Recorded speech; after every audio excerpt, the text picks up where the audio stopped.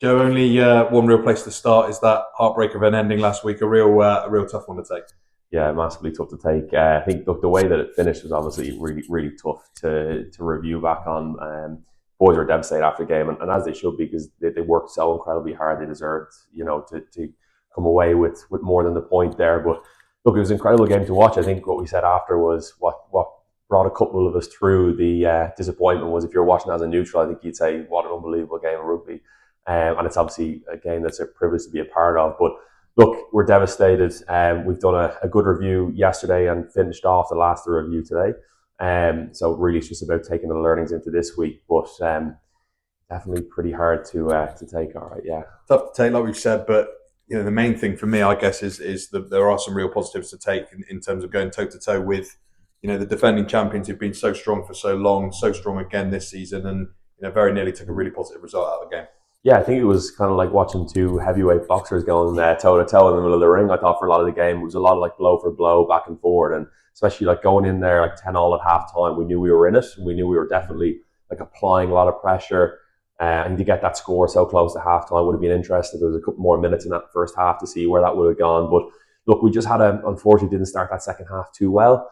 We didn't manage that yellow card period as quite as well as we would have wanted. But look, we reviewed that pretty well with the game managers and the team overall yesterday. So there's a massive amount of learning in it, just obviously game management, and obviously finishing off those crucial opportunities. And look, I know it's easy to say, but I think what's pleasing is we created so many opportunities, and actually 3 or 4 opportunities that we were really only like 3 or 4% off converting them, and that's potentially another 3 or 4 scores. I'm sure they would have had the same view on a couple of theirs, but look, for us to kind of finish off a couple more of those opportunities would have been really pleasing.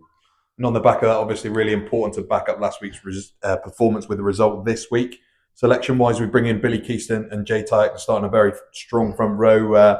We also see Matt Cannon return to the squad after being ineligible last week to play against his parent club, and a potential champ debut waiting for Will Wrigglesworth.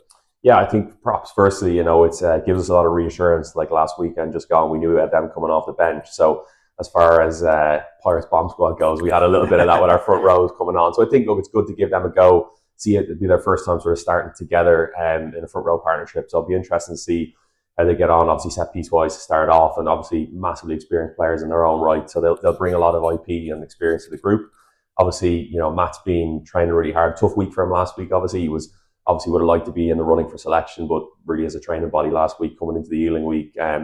So he'll be raring to go and want to get involved and put his best foot forward. And obviously, we've still got 2 more games in this block as well. So for him, it's about trying to cement the place in the next 2 games as we finish up this block. And then obviously, Will he's added a hell of a lot to us over the preseason. I think we've been really pleasantly surprised by him as he's come in. He's really applied himself, been very keen to learn, getting on really well with the guys, good in the group culturally.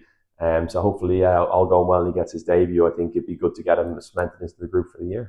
And also welcomed Tommy Agbombon this week. We hope to see him in action very soon. How's he settled in so far? He's a big man. Yeah, he's a big unit, all right. Yeah, but lovely bloke and really getting on and gelling with the lads like almost instantly.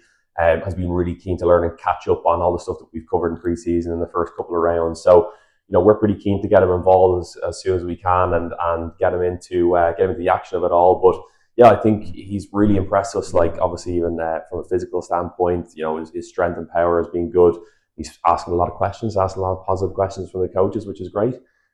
So fingers crossed we get to see him on the pitch pretty soon. Just finally, London Scottish, our opponents at the RAG on Friday night. A dangerous attacking outfit. They've recruited pretty well in the off-season. Not so long ago, we played them there, and it was a real ding-dong of a game. They'll be pretty up for it, looking for their first win of the season Friday. Yeah, we know, like even from the result they had against Hartpury, that they'll be really trying to make up for that, and they probably definitely felt that they could have pipped that game. And obviously, like put in a very strong performance against Coventry in the first week. So yeah, we've had a look at them. We've done a review, had a look at the 2 games from this year. I think we have a couple of places that we can cause them problems, but obviously it's going to come down to we spoke about Ealing, the pivotal moments. How many of those can we create? How many can we capitalise on?